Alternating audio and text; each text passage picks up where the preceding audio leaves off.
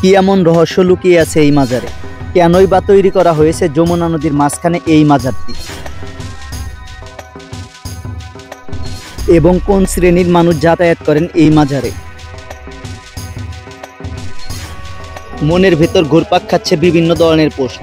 তবুও ছোট ভাই রেজাকে সাথে নিয়ে রওনা হয়েছি মাজারটি দেখতে। মানুষের অস্তিত্ববিহীন এমন একটি জায়গায় মাজারটি দেখতে যাওয়াও আমাদের জন্য অনেকটাই ঝুঁকিপূর্ণ ছিল।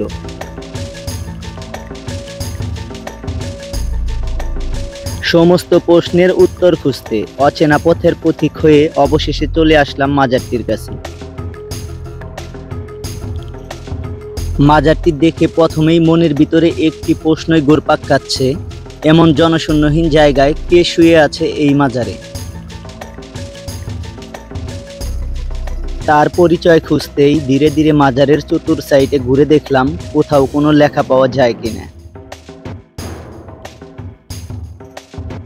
আমি মাজারটি ধীরে ধীরে চতুর্দিকে ভালো করে ঘুরে দেখার পর কোথাও কোনো লেখা এবং মাজারের গায়ে তার কোনো পরিচয় না পেয়ে আবারও একই প্রশ্ন জেগে উঠল মনের ভিতর।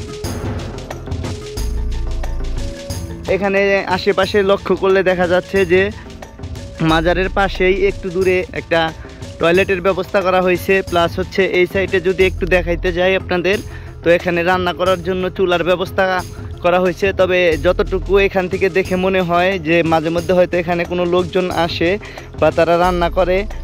এখানে আশেপাশে আমি স্থানীয় কোনো লোকজনও খুঁজে পাইনি।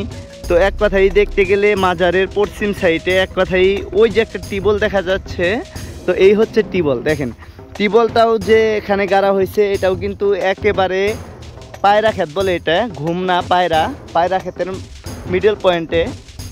মানে এই বিষয়টা কেমন জানি একটু মানে আমার কাছে অন্যরকম লাগতেছে। তো আমি এরকম মাজার এখনও দেখি নাই, কারণ আমি আমার লাইফে যতটুকু মানে ঘুরে ঘুরে মাজার দরগা বা হচ্ছে বিভিন্ন পীরের দরবার যা কিছুই দেখছি সেগুলাই কিন্তু কবরের পাশে হচ্ছে বা মাজারের পাশে তাদের নাম, তাদের মৃত্যু সন, ডেট সব কিছু কিন্তু লেখা ছিল, তাদের জন্ম তারিখ থেকে শুরু করে সব কিছু। কিন্তু এই জিনিসটা আমার কাছে একেবারেই অন্যরকম প্লাস রহস্যজনক মনে হচ্ছে।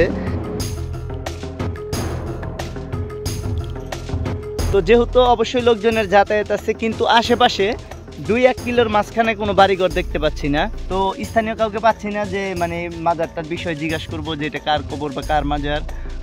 তো ওই যে এক মুরব্বী আসতেছে, দেখি তার কাছে জিজ্ঞানোর চেষ্টা করব যে এটা কার মাজার আর এটা কতদিন আগেই বা করা হয়েছে। আসসালামু আলাইকুম। আচ্ছা মুরব্বী, এই যে আমরা তো আপনাদের এলাকায় আসছিলাম, এই যে মাজারটা, হ্যাঁ এটা কার মাজার এই বিষয়ে কিছু জানেন? হ্যাঁ ভাই জানি। তাই না? তো আসলে একটা অবিশ্বাস্য বিষয় মনে হচ্ছে যে এখানে আসার পরে মানে কোনো একটা লোকজন পাই নাই, বুঝছেন? তো এই যে আপনাকে পাইছি খুবই ভালো লাগতেছে। এটা আসলে কার মাজার? এটা শাহ সাহেবের মাজার। শাহ সাহেব? শাহ সাহেব। ওনার নামই কি শাহ সাহেব ছিল? নামই শাহ সাহেব। ও ওনার বাসা কোথায় ছিল? ওনার বাসায় তো এইটাই ছিল, বুঝছেন? এই তো পাইছে নাই, তার একটা পালক মেয়ে আছে। তো এই মাজারটা এটা কতদিন আগে করা হয়েছে? এরা বেলার দিন আগে করছিল, বাপিরা না পুরান থাকতে বালকেরা মজবুত করে করছিল। ও এটা হচ্ছে বাপের দা ভেঙে আছে, আর এটা এই যে এক মহিলা আইসা করে থেকে গেল। ও এই যে নতুন করে যেটা করছে এটা হচ্ছে এক মহিলা এসে করছে, মানে ওই যে ওনারই হচ্ছে বংশধর কেউ হবে আর কি, এরকম না? তাও না, ওই যে টাঙ্গাইলের আমরা ভালো করে চিনি না। আচ্ছা আমি একটা জিনিস মুরব্বী বুঝতেছি না, তো এই মাজারটা যখন করছে তখন তো আপনারা এখানকার স্থানীয় না? একটা মাজার, একটা কবর বা একটা দরগা করতে গেলে তার কিন্তু হচ্ছে বাধাই করে যখন, হ্যাঁ তখন কিন্তু তার কবরের পাশে আপাতত একটা ছোট একটা সাইনবোর্ড বা হচ্ছে লিখে দেওয়া হয় এটা কার দরগা বা কার কবর। সাইনবোর্ড আছে, এটা কি হচ্ছে কবরের সাথে দেওয়া হয়েছিল না? না সাইনবোর্ড আছে। আমি মানে এই বিষয়টা ও আচ্ছা, এখানকার এক মুরব্বীর সাথে দেখা, তো মুরব্বী বলছে যে এখানে একটা সাইনবোর্ড ছিল। তো আসলেও সে জিনিসটা হয়তো এখন আর নাই, কারণ চরের মাঝখানে এটা হয়তো দেখাশোনা করার মতো ওইরকম কেউ নাই। তো আসলেও এক কথাই মুরব্বী, আমি এখনো আমার বয়সে, বুঝছেন, এই যে এইরকম একটা ফাঁকা জায়গার মধ্যে মাজার আপনি কি দেখছেন আপনার বয়সে কখনো? না, দেখেন নাই না? আচ্ছা এটা যদি নতুন কেউ দেখে হঠাৎ অবিশ্বাস্য মনে হবো না? খাইতে করো আচ্ছা, জিগা মেলা বাইছে জিগা এটা কার মাজার তো এই যে ভাঙ্গা কোন আগে কারণ ওই যে ওই পাশে টিউবওয়েল, আবার হচ্ছে এই পাশে টয়লেট, এই পাশে রান্না, তো এই যে এই টিউবওয়েল টয়লেটটা মন কাজে এই রান্নারা করছে ওইটা ওই সময় করছে না, ওই সময় না এইটা এই থাবের যে করলো না এই সঙ্গে ওই টিউবওয়েলটা গাড়ি থেকে গেল আর এই পায়খানাটা আর এইটা ওই মহিলাটা করছে। আচ্ছা যাই হোক, এখানে কারো নাম আমরা ওইভাবে জানি না, ঠিক আছে। তো এই যে যে মাজারটা দেখতে পাচ্ছেন ভিউয়ার্স, এটা আসলে এক কথাই শাহ সাপ বললেন না, শাহ সাপের মাজার। তো এতটুকু জানতে পারলাম আমরা হচ্ছে যে মুরব্বির কাছ থেকে। মুরব্বির নাম কি? আমার নাম শামসুল হক। সাল ভালো আছে না, ভালো লোক আছিল, 5 ওয়াক্ত নামাজ পড়ছে উনি, যাক আলহামদুলিল্লাহ। কিন্তু তার ব্যাগ পয়বল্লা যারা এর নিছেরা এরাই এখন মানে একজন এক পথে বহুত উন্নতি হলে নেই মাজার দ্বারা, মানে যে যা দেয় না এর সরাসরি গ্রাস করে মানুষজন। এখানে কি কোনো মেলা বাৎসরিক মেলা এই যে ওই মহিলাটা ইডি করে থেকে গেছে, এই অনুষ্ঠান করে থেকে গেছে। আসলে বিষয়টা হচ্ছে যে কাকের কাছ থেকে এতটুকু জানতে পারলাম যে এখানে হচ্ছে একটা মানে মহিলা বা একটা আপার কথা বলতেছে উনি, যে কিনে আসার পর হচ্ছে এটা নতুন করে করে, হ্যাঁ, তারপর হচ্ছে ওইখানে টয়লেটের ব্যবস্থাটা করেছে উনি, আর হচ্ছে এখানে বাৎসরিক একটা মেলার ব্যবস্থা করা হয়েছিল, হ্যাঁ করছে গত বছর কিছুদিন আগে, না মেলা দিন হলো গত বছর। উনার কি জন্মস্থান এবং হচ্ছে নিজস্ব খ্যাত। আচ্ছা, তো আরেকটু বিষয় মানে শিওর হলাম যে এই যে শাহ সুফি সাহেব যেখানে শুয়ে আছেন, এটা হচ্ছে তারই একদম বাপদাদার মানে নিজস্ব খ্যাত, মানে তারই জমি। তো এই বিষয়টাও নিশ্চিত হতে পারলাম এই মুরব্বির কাছ থেকে। আচ্ছা, আপনি কি উনারে দেখছেন না কখনো জীবিত থাকতে?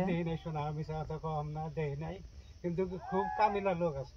তো মুরব্বি, এইখানে কি হচ্ছে যখন পানি উঠে, হ্যাঁ, তখন এই মাজারটার অবস্থা কি হয়? হ্যাঁ, তো ভিউয়ার্স, যমুনায় যখন পানি আসে তো তখন হচ্ছে মুরব্বি বলছে যে এই যে মাজারের যে উপরের অংশটা আছে, এক কথাই এই যে ইসের এই পর্যন্ত পানি আসছিল। তো এইটুকু জাগনা ছিল পানিতে, না এই যে এইটুকু জাগনা ছিল। তো আলহামদুলিল্লাহ উনি হয়তো একজন কামিলকর লোক ছিল, যার কারণে এটা আপাতত স্মৃতিস্বরূপ ধরে রাখা হয়েছে। তো এখনো যারা আর কি এক কথাই টাঙ্গাইলে যদি কারো ইচ্ছা হয় যে এরকম একটা মাজার বা হচ্ছে একদম যমুনার মাঝখানে, চরের মাঝখানে এরকম একটা মানে এক কথাই দরকার, যদি আপনারা কেউ দেখতে চান তো সরাসরি আসবেন। এটা হচ্ছে শাহ সাপের মাজার। তো এই জায়গাটার নাম যেন কি বললেন? অমরপুর, নরসিংহপুর, একদম যমুনার মাঝখানে। যে কাউকে যদি আপনারা জিজ্ঞেস করেন অমরপুর আসার পর যে হচ্ছে শাহ সাপের দরগায় যাবো, এই কথা বললে চিনবে না মুরব্বি? তো মুরব্বি বলছে যে হচ্ছে অমরপুর আসার পর যদি কাউকে বলেন যে হচ্ছে যমুনার মাঝখানে যে শাহ সাপের দরগাটা রয়েছে আমরা সেখানে যাব, তো অবশ্যই আপনাদেরকে হয়তো বা ওই যে আশেপাশে যে গ্রামের লোকগুলো আছে তারা হয়তো বা দেখিয়ে দিবে যে এই রাস্তাতে যান।